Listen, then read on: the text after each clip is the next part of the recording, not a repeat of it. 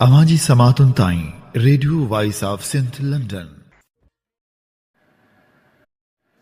असदुल्लाह मेगल जी गुमशुदगी ऐं सिंधी नौजवान जे उनवान हेठि नामियारो लेखक हसन मुश्तबा लिखे थो, मूंखे अॼु बि यादि आहे जॾहिं सिंधी शागिर्दनि संदन क़ौम परस्त ऐं खाबी धुर जी क़यादत बलोच क़ौम परस्त अॻवान अताउल्ला मेगल जे नौजवान पुट ऐं अख़्तर मेगल जे भाउ असदुल्लाह मेगल जे रियासती कारिंदनि जे हथां गुमशुदगी ख़िलाफ़ सिंध यूनिवर्सिटी जामशोरे जी आर्ट फैकल्टी मां निकिरी सुपर हाईवे ते एहतिजाज कयो हो। उहो एहतिजाज असदुल्लाह मेगल जी गुमशुदगी खां 24 कलाकनि अंदरि ई कयो वियो हो। उहे ज़ुल्फ़कार अली भुट्टे जे आमराणी तर्ज़ हुकूमत जा ॾींहं हुआ।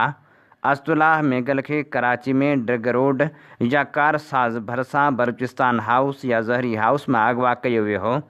शायदि उन वक़्तु साणस गॾु अकबर बुगटी जो पोटो रिहान बुगटी बि मौजूदु हो, या उन खां अॻु उन्हनि नौजवाननि जी पार्टी में शामिलु हो जेका ज़हरी हाउस में थी हुई।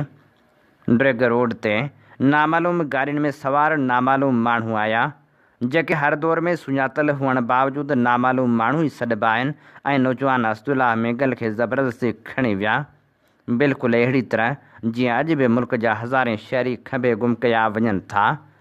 कराची मां इहा ख़बर जंगल जी बाहि वांगुरु सिंध यूनिवर्सिटी जामशोरे ताईं पहुती ऐं सिंधी शागिर्द संदन क़यादत सुपर हाईवे ते एहतिजाज लाइ निकिरी आया। सुहेल सांगी खे शायदि अॼु बि यादि हुजे या न, हू बि उन्हनि एहतिजाज कंदड़नि में शामिलु हो। हिकु फ़ौजी जीप खे बि रोकियो वियो हो। असदुल्लाह मेगल अॼु ताईं इंजीनियरिंग कॉलेज जामशोरे जे होनहार लेक्चरार अशोक कुमार वांगुरु गुमशुदा आहे। अहिड़ी तरह बलूचिस्तान मां कराची में खंभे गुम कयल नौजवान जानी टी दास ऐं हसन नासिर ज़ैदी बि अॼु ताईं लापता आहिनि।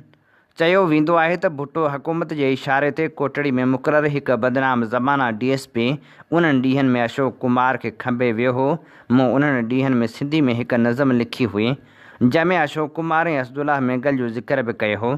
उन्हनि ॾींहनि में बि बलोच भुट्टो हुकूमत ऐं फ़ौजी ऑपरेशननि ख़िलाफ़ जबलनि ते विढ़ी रहिया हुआ। अताउल्ला मेगल हैदराबाद साज़िश केस में क़ैद हुआ, पर दिलि जी तकलीफ़ जे करे GPMC जे दिलि जे बीमारियुनि वारे ख़ासि वार्ड में दाख़िल हुआ। हुन चयो हो, मुंहिंजा उहे बि पुट आहिनि जेके जबलनि ते विढ़ी रहिया आहिनि। बाद में मूं ॿुधो हो त जॾहिं भुट्टो हुकूमत ख़तमु थी, ज़ियाउल हक़ जी फ़ौजी आमरियत क़ाइमु थी, भुट्टो खे फाही ॾिनी वई ऐं अताउल्ला मेगल नज़रबंदी मां आज़ादु थियो त समूरियुनि तलख़ियुनि इख़्तिलाफ़नि ऐं पंहिंजे पुट जी भुट्टो हुकूमत जे हथां गुमशुदगी जे ॾुख बावजूदि हुआ भुट्टो जी क़बर ते फातह ख़्वानी करणु आयो हो। अलबत्ता हिन ॻाल्हि जी तस्दीक़ को दोस्त करे त बहितरु थींदो। अवां जी समातुनि ताईं radio voice of Sindh London.